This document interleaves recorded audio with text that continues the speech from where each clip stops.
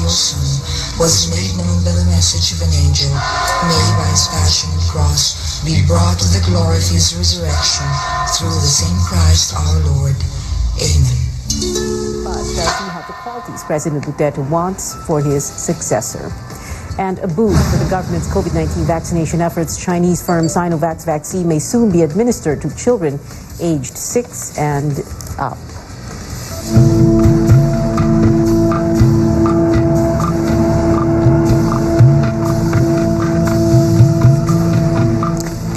A double whammy for Filipinos tomorrow. Transport groups will halt trips across the country as another painful round of fuel price hikes take effect.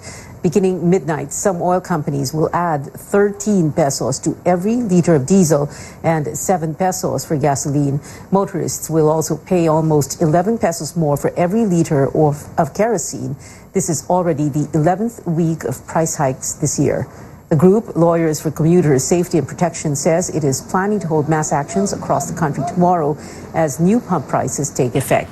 It says drivers who are part of the National Public Transport Coalition prefer to hold off trips for now than carry the burden of expensive fuel. The coalition is made up of over 30 associations. Hindi lang po mga jeep, taxi, bus, but also includes trucks, delivery trikes, yung mga nagde-deliver po na nakamotorsiklo, yung mga motorcycle taxi, kasama po dyan. So, it's not going to be only yung usual na mga passenger-based public transport, pero yung pong mga economic-based tulad ng mga trucks, delivery motorcycles ay sasama po sa tigil pasada. It is unclear for now how many members of the coalition will stop operating. Also tomorrow, Transport Group Liston will hold a protest against the non-stop pump price increases in Metro Manila and different provinces. Now, as drivers brace for another round of fuel price hikes tomorrow, the government is also set to deliver its promised fuel subsidy. The Transportation Department says the payout will begin with jeepney drivers, but others will have to wait a little bit longer. More from Amor Santos. Jeepney drivers get first crack at the fuel subsidy. Transport officials say 6,500 pesos will be credited to their Pantawid Pasada cards beginning March 15th. Nakahanda naman po yung card eh. Hindi ko po alam kung may lamang. Malaki tutong na sana kung paabot pa karating sa amin. Hindi pa naabot ang mga operator eh. Pansamantala na yung 6.5 na yan. Ay, paano naman susunod na araw? Tataas at tataas yan. Parang baliwala rin yan. Pupuno lang yung tangke, pero hindi nyo makukontrol yung pagtaas. While the payout is sure for drivers of four-wheeled vehicles, it's still unclear how much tricycle drivers and delivery riders will get. Within this week and next week, kasama na po yung card production and card distribution. Kasama na po yung downloading of funds. Tricycles is easy. We've done that in the past. Official data shows of more than 377,000 beneficiaries, less than a third or 113,000 are drivers of tricycles and delivery services. But there are millions of tricycle drivers nationwide. Officials say they will work with local government units on cash aid for tricycle drivers. Dapat sir, makakuha kami kasi parehas naman kami nagagamit ng gasolina eh. Napakahirap po talaga. Kung mayroon man, napakalaking tulong po sa amin yun. If world oil prices hit $140 per barrel due to the Ukraine-Russia conflict, energy officials say gasoline could sell for 87 pesos per liter and over 81 pesos per diesel. Consumers are feeling the pinch with higher prices of basic goods and commodities, and soon to follow a further rise in electricity bills according to power distributor Meralco. A number of sectors have called for a quick fix, suspending taxes on fuel, but the government has rejected it. This will translate to significant foregone revenues, and this will be detrimental to our recovery and long-term growth. However, Mr. Chair, the government remains ready to provide targeted relief assistance and support to address the impact of the oil price hike for affected sectors. Amor Santos, CNN Philippines. The Energy Department, meanwhile, says it is planning to hit the brakes on fuel excise taxes, even as economic managers earlier rejected the idea. Energy Chief Alfonso Cusi says President Duterte is also calling for a special meeting tomorrow to address the spiraling fuel costs. We're discussing that, no? Sa amin, ako, sinabi ko noon, let's suspend excise tax. That is from our perspective on the sa fuel, no? But again, looking at the bigger picture, pag nagmi-meeting po kami, siyempre binabalanse po natin sa mga pangangailangan. Ito pong excise tax na ito, ginagamit, hindi lang marami pinagagamitan po ito, no? Social services. Social services, everything. Binabalanse po yon. Cusi is pushing for a staggered fuel price hike, although oil companies are not keen on the idea. The steady increase in fuel prices has made it even more difficult for many Filipinos to make ends meet. Now, a labor group has filed a petition with the Metro Manila Wage Board for a hefty minimum wage hike. Chrissy Di Matulak reports. Raymond is a delivery courier. He gets 537 pesos per day, the minimum wage in Metro Manila. His company also gives him gas allowance and other incentives based on the number of deliveries. He says his monthly take-home still falls short of covering his expenses. Pag sahod man, bayad sa utang, kulang pa rin talaga. Maris will enlist in a manpower agency for overseas work. She says she may reconsider if a wage hike is approved. Maganda nandito ka sa Pilipinas kasama yung mga pamilya mo. Kesa naman umalis ka pa kung sakto naman yung kinikita. Labor Group Trade Union Congress of the Philippines, or TUCP, is seeking a substantial pay hike in Metro Manila.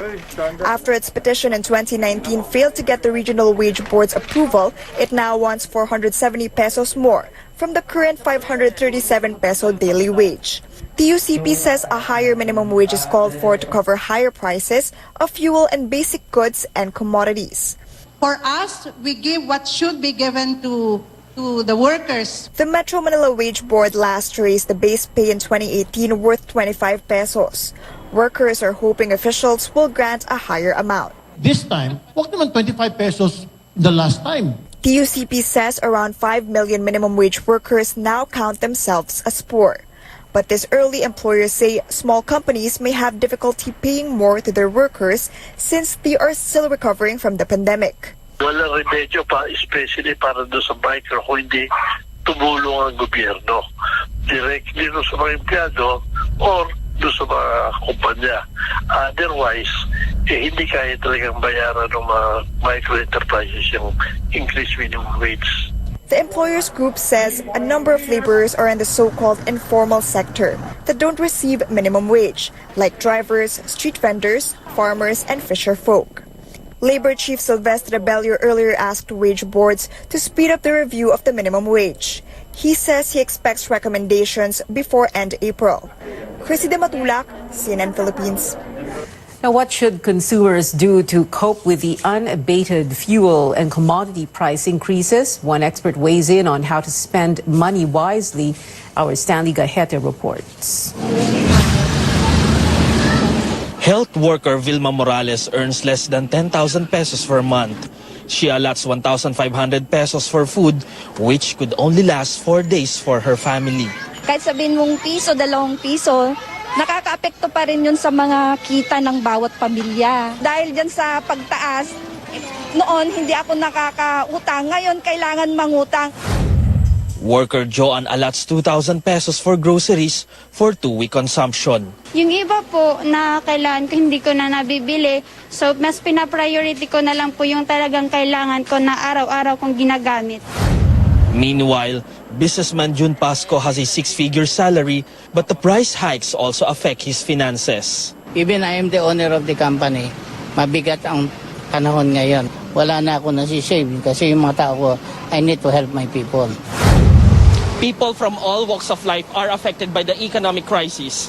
The question is, what should they do to survive?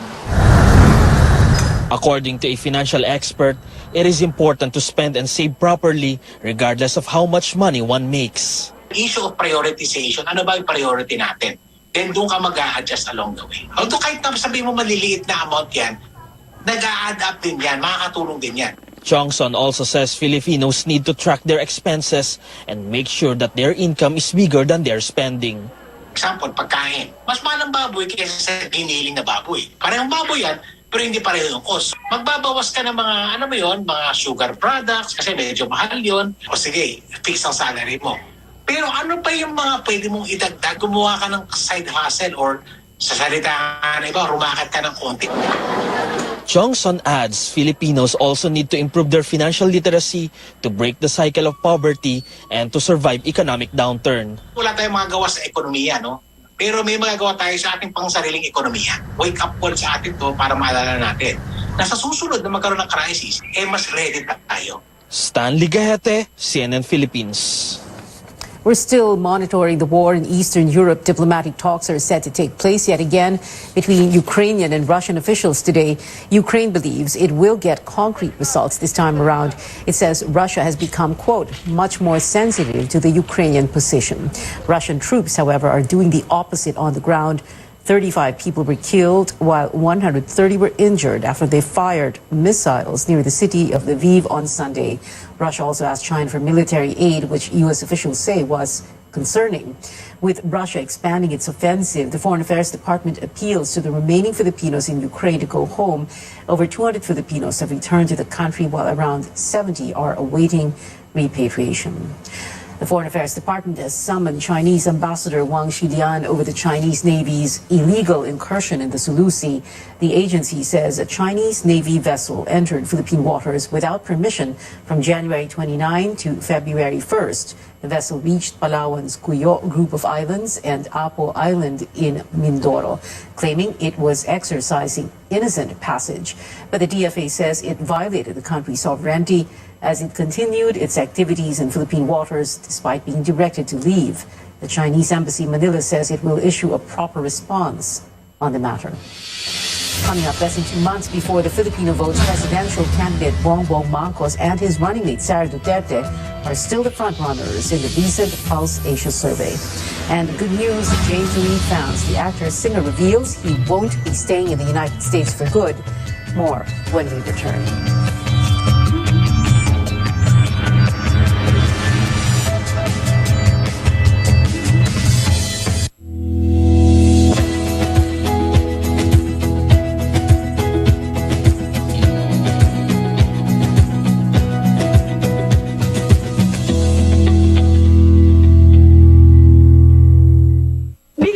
MX3 dahil ito ay napatunayang may alpha, beta at gamma mangosteen. MX3 capsule helps avoid pain discomfort para iwas sakit. Tested and proven na low sodium, cholesterol-free at fat-free. Dito ako sa tunay, natural at original. MX3. Mahalagang paalala, ang MX3 capsule ay hindi gamot at hindi dapat gamitin panggamot sa anumang uri ng sakit.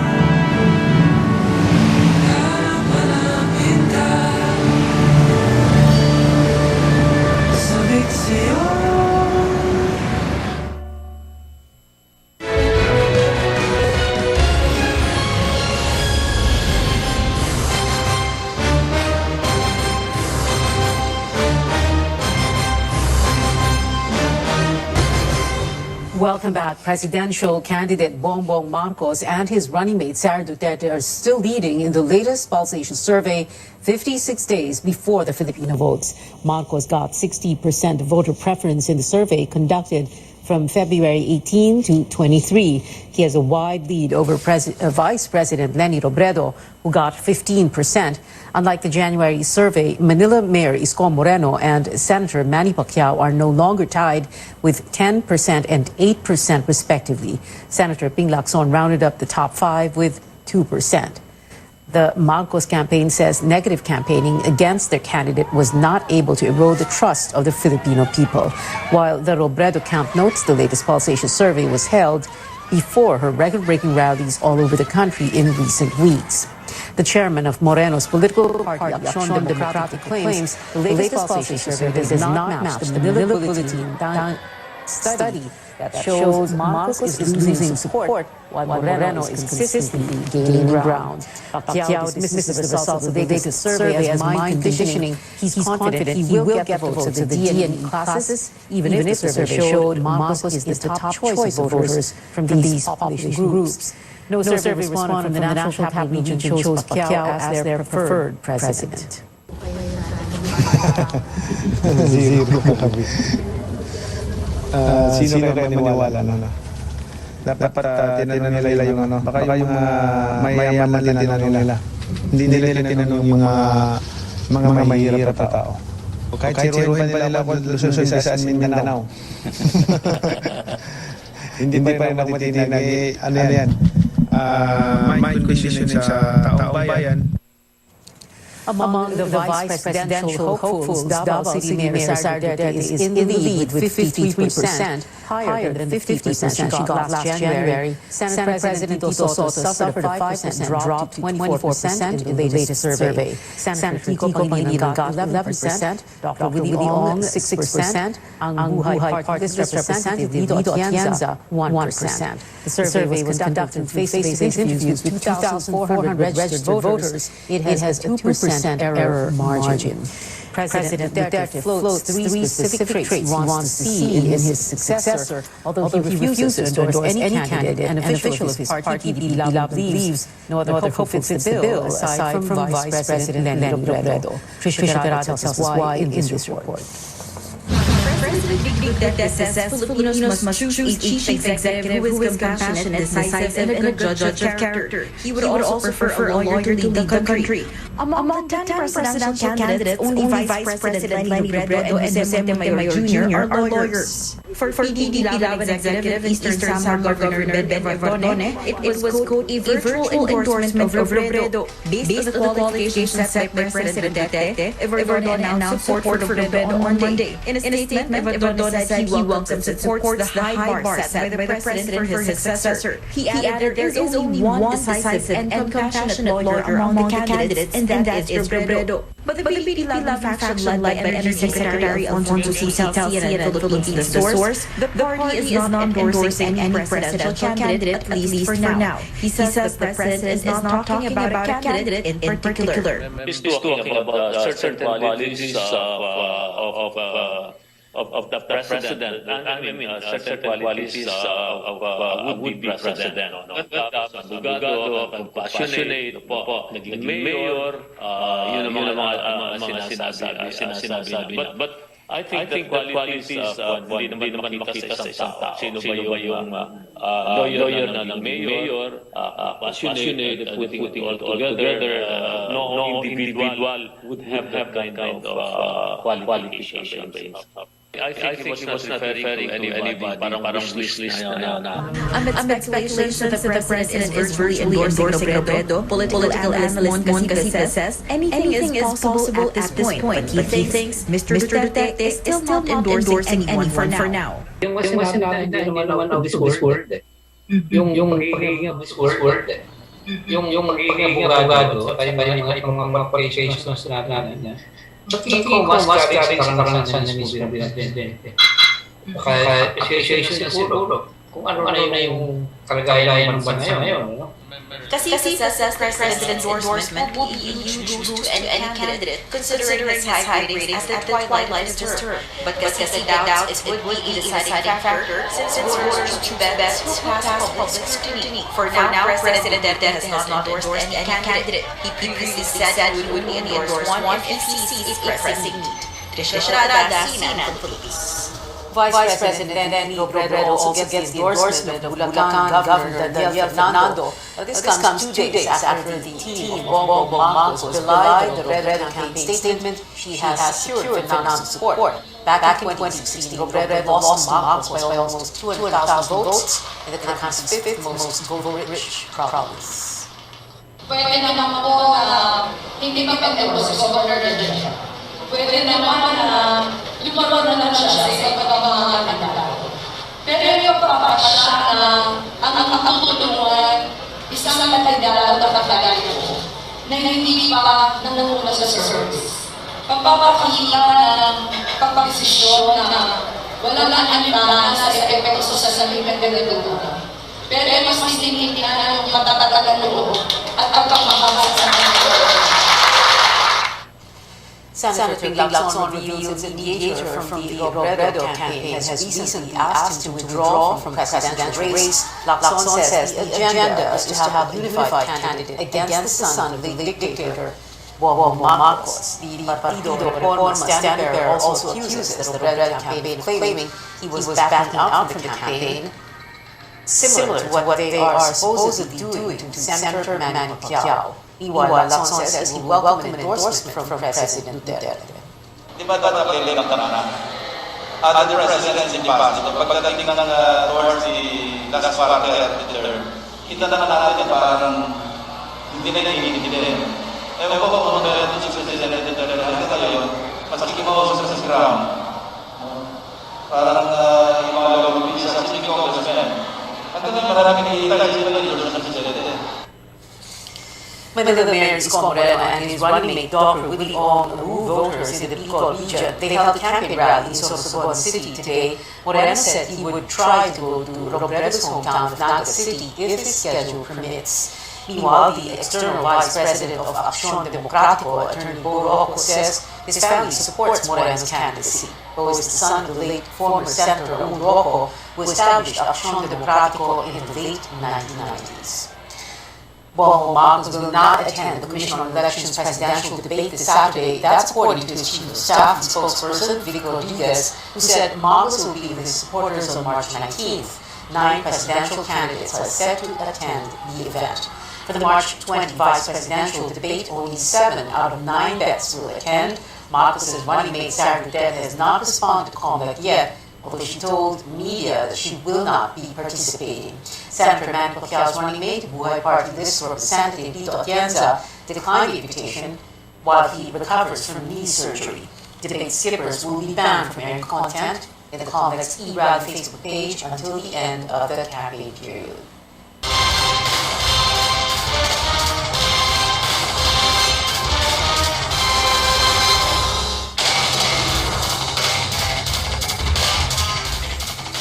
The second COVID-19 vaccine for children in the country, the Food and Drug Administration has approved Sinovac for emergency use on minors 6 to 17 years old. The health department says it will meet with experts for the pediatric vaccination guidelines. It adds the government has Sinovac doses in stock since the dosage for children and adults are the same.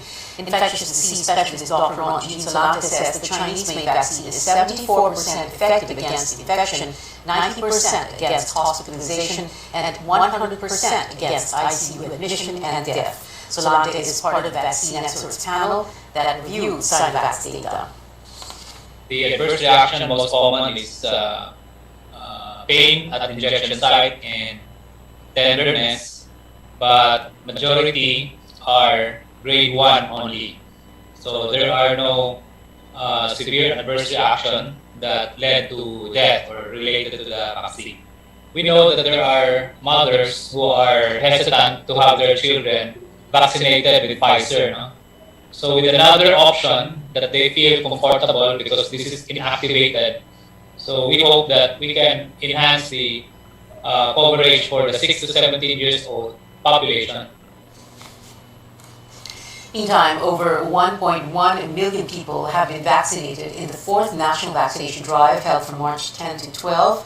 This is about 62% of the 1.8 million target. Central Luzon was able to vaccinate 100% of its goal, while the Bangsamoro region again had the lowest coverage at 28%. In other news, little damage recorded from a 6.4 magnitude earthquake which struck Lubang, Occidental Mindoro at 5:05 a.m. Mayor Mike Oriani said only 2 homes or houses in the municipality were damaged. No casualties reported. Intensity 3 was felt in 7 areas, including Olongapo City and Tagaytay, Cavite. PHIVOLCS recorded over 180 aftershocks in Lubang. Still on Newsnight, star pole vaulter E.J. Obiano missed the World Championships in Serbia. How is this going to affect his ranking? And actor singer James Reid will return to the Philippines next month, contrary to rumors he moved to the U.S. You're watching CNN Philippines.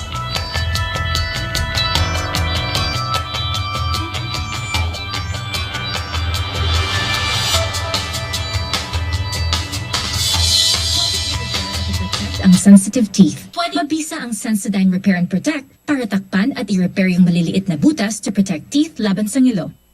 Ito ang recommended toothpaste ko. Ang galing!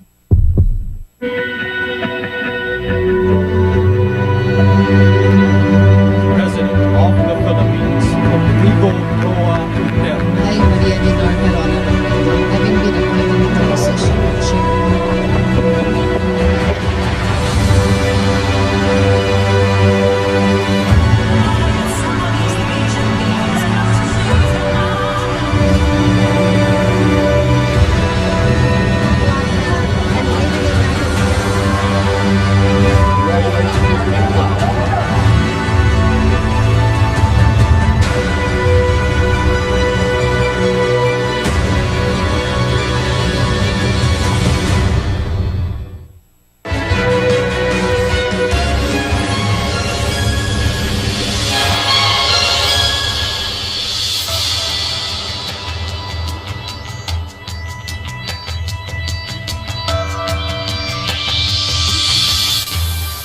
You're watching Newsnight on CNN Philippines. EJ Obiena, the world's number 5 in men's by with points lost from missing the World Indoor Championships in Serbia. Obiena told CNN Philippines he could have gotten an extra 100 to 200 points from the event.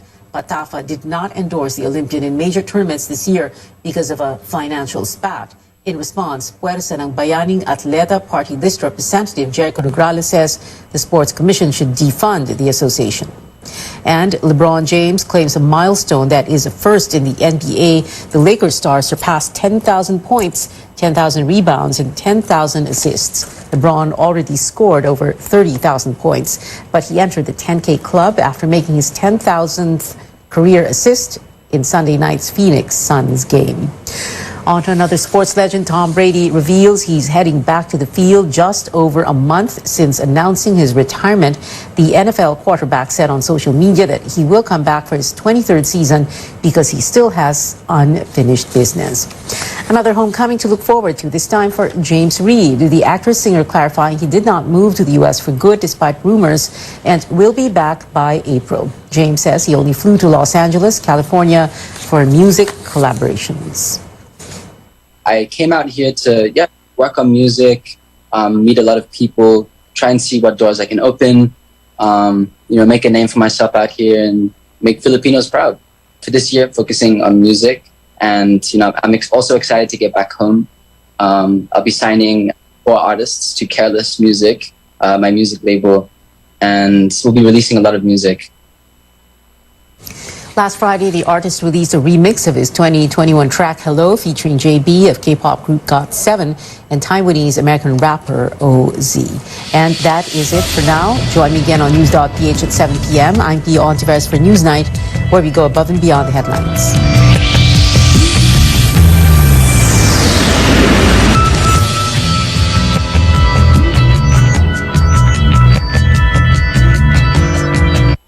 This program Radio Philippines Network, DXTV, Ipolo, Radio Ronda.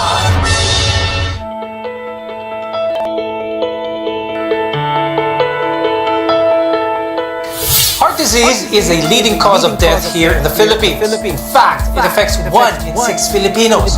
For the most part, it's a consequence of an unhealthy diet. But it's never too late to adopt healthier habits in order to take good care of our hearts. On the program today, we'll talk about practical and effective ways to live a heart-healthy lifestyle. I'm Dr. Freddy Gomez, and welcome to MedTalk Health Talk on CNN Philippines.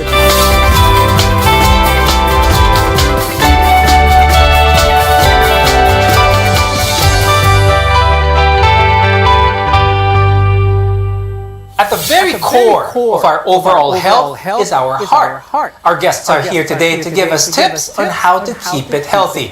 With us is Dr. Gilbert Villela. He's the president of the Philippine Heart Association and the director for education and research of the Philippine Heart Center. Also with us is Coach Jay Garcia, who is a medical exercise specialist of Coach Jay Wellness.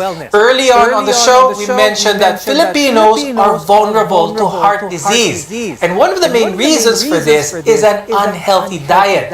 I'll start the conversation with Dr. Gibo. What is it about the Filipino diet that puts us at high risk for heart disease? The Filipino diet comes from the culture from Spain and China. The Spain is oily and the China is salty. Oil plus salt equals cardiovascular disease, equals hypertension, equals diabetes. Kapag masyadong marami na kain ng oil, this will cause an inflammation in your arteries, making it very stiff and hard. That's why the heart will get a hard time pumping blood through it. You explained to us what happens to the heart when we have an unhealthy diet, but I think one of the cultural reasons, like what you said, apart from that, is there's a gap between when a person eats unhealthily and when they feel the symptoms. I think this is also one of the reasons why people who eat unhealthily do so continuously also, because they don't really feel any symptoms right away. Is eating unhealthily going to catch up with us eventually if we continue to do this? Yes, especially if you take an excess of sugar, an excess of oil also. Because these things, these foodstuffs, will stimulate a lot of insulin production from our body. Kasi diba ang insulin ang nag-metabolize ng sugar mo at ng oils mo. And then, mag-overwork ang liver mo, and then it will secrete a lot of fats. And these fats will cause fatty liver, and fatty liver is the gateway to diabetes and metabolic syndrome. Now, yung excess oils and sugars will harden your arteries. Remember na yung arteries mo, dito pinapump ng puso mo yung blood para mag-circulate. And tigas-tigas yan. So yung heart mo, hirap siya mag-pump. So what happens is, ang una-una mong mararamdaman ay chest pain kung minsan, shortness of breath kadalasan, and then mamamanas ka o edema ang natawag. Kasi sobrang hirap na ang puso mo. Let's talk about yung kapartner ng eating healthy, which is exercise. Coach Jay, gaano ka-importante ang exercise or physical activity sa ating mga puso? Very important, no? Kasi exercise, we as humans, we're designed to move talaga. So, if we don't move much, the problem is that yung stored excess energy natin will turn into fat, and eventually it will lead to cardiovascular disease. Coach Jay, ano yung mga mas common na misunderstandings with regards to exercise? Is mahal ito, kailangan na member ka sa isang gym? Is this true to be able to get an effective physical workout and to be healthy overall? Not really naman, kasi exercise can be, actually now during pandemic, can be done. There's a lot of forms of exercise that you don't need quality or expensive equipment. So for example, you can use your body weight, focus on the basic movement patterns such as pulling movements, pushing movements, squat movements, rotation movements. Our goal naman is at least exercise 30 minutes a day of physical activity is a good start. For now, let's talk more about heart disease. And this includes a number of problems that can affect your heart. Here in the country, the most common are ischemic heart disease and hypertension. Dr. Gibo, tell us about these conditions. What happens to the heart of a person with these cardiovascular diseases? Well, pag sinabi meron kang ischemic heart disease, ang pangunahing symptoms dyan ay chest pain. Actually, hindi naman siya actually pain. It is a discomfort sa gitna ng chest mo. Parang mabigat o masikip ang pagkika. Usually triggered ng movement o ng exertion. Usually, ang hypertension naman, hindi naman siya heart disease, pero it is a risk factor for ischemic heart disease. Pag mataas ang blood pressure mo, in a few years, pag hindi mo control yun, you will have ischemic heart disease. Why? Because ang hypertension will stimulate obstruction or pagbabara ng iyong mga ugat. Ang ischemic heart disease, sa Tagalog yan, baradong ugat mo sa iyong puso. Yung supply ng dugo sa iyong puso ay nagbabara. Kaya hinihingal ka, namamanas ka, sumasakit ang dibdib mo, napapagod ka. Akala mo mataba ka lang, o akala mo wala kang exercise, wala kang condition, but you're really sick with heart disease. With hypertension, it is a risk factor for ischemic heart disease. Ngunit, maraming may hypertension, Dr. Gibo, na walang nararamdaman na simptomas, which prevents them from seeing a doctor. Bakit kaya ganun, Dr. Gibo? Ang taas ng high blood, wala naman siya nararamdaman sintomas. What's your advice for people like those? Kung ikaw ay one, lalaki, two, Nakisigarilyo. 3, more than 60 or 65 years old. 4, ikaw ay merong diabetes. 5, ikaw ay mataas ang cholesterol. 6, may lahi ka ng high blood o sakit sa puso. And 7, pag ikaw ay obese o napakataba, dapat nagmamonitor ka ng blood pressure every day, twice a day. Anong gagamitin pang monitor ng BP sa bahay mo? Ang advice and guidelines, hindi pwedeng manual kasi malinaw yun. Ang mas accurate yung digital blood pressure monitor na nabibili sa mga drugstores. Kinakabit dito sa upper arm, hindi pwede sa wrist or sa thumb. Dapat sa upper arm. You have to monitor your blood pressure twice a day, before breakfast and before supper. Ang cut-off mo, dapat hindi ka lalagpas ng 135 over 82. Huwag kang lalagpas doon sa bahay. Pag lumalagpas ka lagi doon, punta ka sa doktor mo. Something is wrong. Now, the two main risk factors for heart attacks are cholesterol as well as mataas na blood pressure. When we return, we'll talk about what to avoid to keep them in check. You're watching MedTalk Health Talk, your partner in healthcare.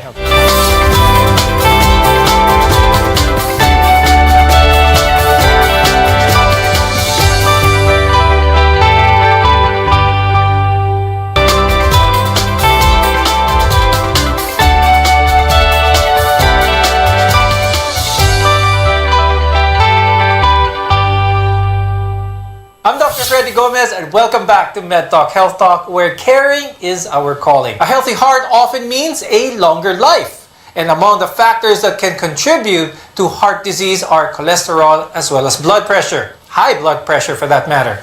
And embracing a healthy lifestyle can help manage the two. And in turn, keep your heart strong. Can we lose extra weight and be healthy purely from healthy eating alone? Walang weights, walang cardio. It can be done, but in the long run, it has to be a combination of both. Kasi what tends to your body kasi settles for, it looks always for equilibrium. So for example, you tend to eat less, diba? Kasi you want to lose weight. Yeah, you lose weight at some point, but eventually your body will treat it as like you're in a starvation mode. Or for example, si Coach J kumakain ngayon ng content. So what I need to do is slower ko yung metabolism ko. And by that, babagal yung weight loss mo and eventually magpa-plateau ka. Pero Coach J, pagdating sa exercise, we all have the idea, pagdating natin ng exercise, gym, strict program, maraming pawis, lots of perspiration. But just being more active, increasing physical movement like taking the stairs on the way down after work, some studies say is enough to create a change in one's overall health. Totoo ba to, Coach J? Can we see significant results in our health with small changes in how active we are? Yes, it's true. Kasi the main goal here is to create a long-term habit or long-term goal. So some of us, we tend to start an exercise program, then we commit for it like ng mga 1 week or 2 weeks lang. So kasi nga, we tend to do it too soon, too intense, kung ano yung nakikita natin sa mga workout videos, sa mga friends natin. So basically, what we need to do is to build a habit. What are some of the diagnostic tests available here in the Philippines that the cardiologist would request for those who are feeling symptoms of heart disease? And ano naman yung mga practical tests done for those who are not feeling any significant symptoms but would like a general idea of their overall heart health? You better check your blood chemistry, including blood sugar, lipid profile, and then you can the test. Also yung liver function test mo. Now, pag ikaw yung nag-chest pain you must go to a cardiologist or to a doctor to have your ECG taken. Probably you will also need some X-ray to rule out any pulmonary disease causing the chest pain. And then you will have to have an echocardiogram para mas malalim ang tingin ng doktor mo para makita talaga anatomically anong nangyayari sa loob ng puso mo. And then if the physician sees na ikaw mukhang ischemic heart disease talaga, baka mag-request siya ng ng treadmill stress test. Now let's shift the conversation a little bit back to the diet, specifically fats, cholesterol. Because if you're experiencing high cholesterol levels, avoiding saturated fats and switching them out for healthier options can reduce that number and improve your heart health. What are some of the foods na common dito sa Pilipinas that contain high amounts of saturated fats? Explain to us further yung impact ng mga pagkain na ito with our health as well as our wellness. Cholesterol is not always bad. Your body needs it to build cells, make vitamins, and other hormones. So, ang source of your cholesterol could be your liver. So, it makes the cholesterol that you need. Then the remainder will comes from the food, specifically animal-based food such as your meat and dairy products. So, yun yung tawag natin dietary cholesterol.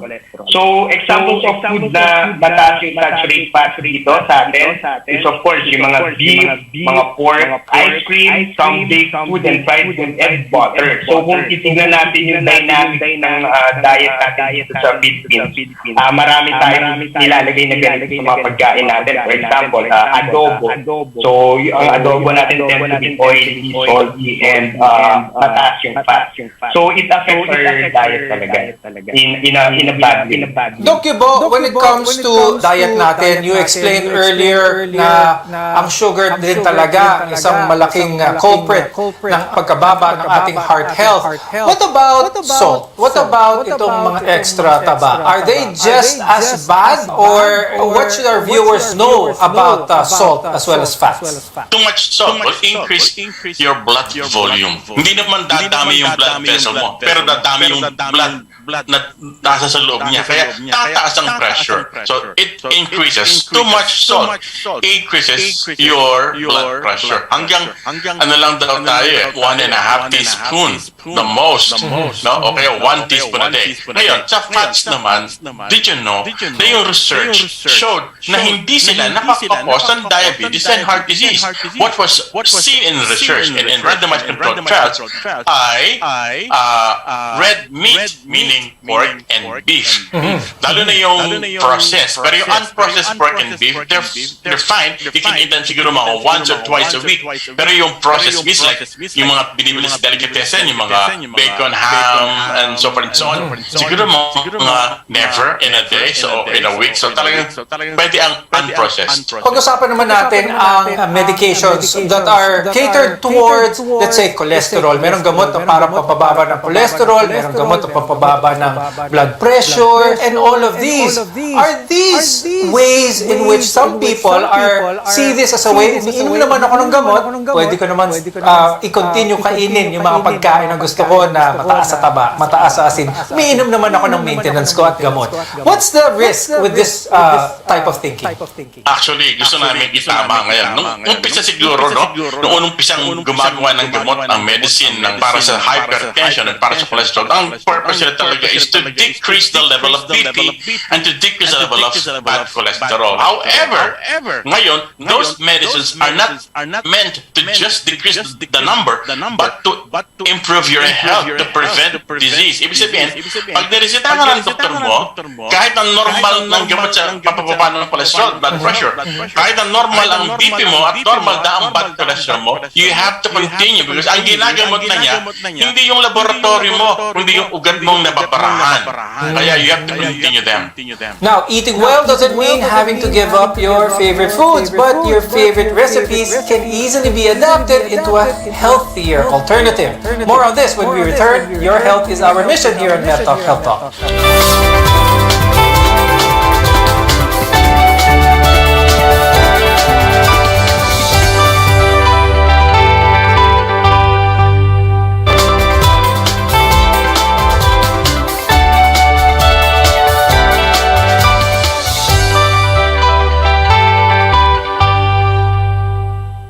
I'm Dr. Freddy Gomez, and this is MedTalk Health Talk, your partner in healthcare.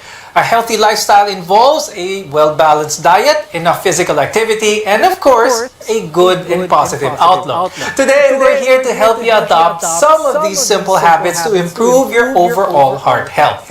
Now, when we hear the term diet, we often think it requires giving up our favorite food completely or investing in expensive ingredients.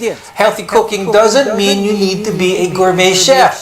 There are many ways to make meals healthier. Is it true that in order to have a healthy heart, one must live a life of bland food? Hindi kailangan bland. Dapat may salt pa din para masarap, no? May konting oil para may taste na masarap and everything. Ang problema kasi is the excess. Yun ang problema, yung excess. Too much. Kaya ang campaign is a balanced diet. Yung pinggang Pinoy, makikita nyo yan, merong isang tasang kanin, may isda or meat, tapos may gulay and fruits.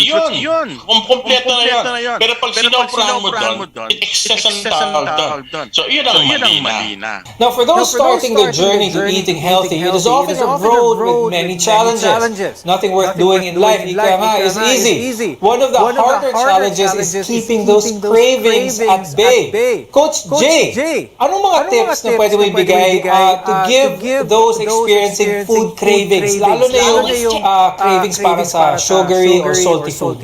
For my tip, fitness professional, for example, if you, mga Pinoy is heavy on sauce, mahilig tayo maglagay ng mga sauce sa mga pagkain na everything that eats almost. So instead of focusing on full fat based or clean based na sauce, we may shift to a light sauce. For example, we focus on herbs and spices to add taste to the food. And another tip that I can give you is go for soup. Kasi ang mga soup, it can fill you with fewer calories. Instead of focusing on cream-based na soup, focus on broth-based. So we can mix it up with vegetables such as lentils or beans to add fiber on your diet. Probably the important part of the entire episode, and that is talking about prevention.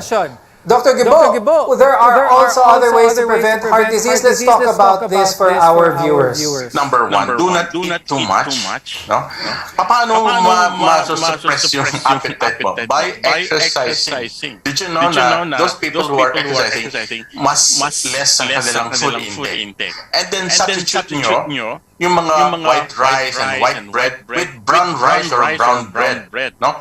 Kasi yung isang cup ng white rice na is 200 calories na. Mantalang one-third lang ang calories na laman ng brown rice. And then, yung mas si Jay, mas lentils ka, mas ako, yung cauliflower rice is very good. And then, kung uulam ka, white meat ang pipilian mo. Monday to Friday, white meat, meaning fish and chicken. And then siguro, sa weekend, pwede kang mag-red meat, isang pork, isang meal na pork, o isang meal na beef. To prevent excess naman ang bawal. Now remember, adopting these habits require the right mindset and a long-term commitment. But it will be worth it. Thank you to our cardiologist, Dr. Gilbert Vilela, and medical exercise specialist, Coach Jay Garcia, for being with us today and for sharing your expertise. I'm Dr. Freddy Gomez, and thank you for watching MedTalk Health Talk on CNN Philippines. We'll see you again next time.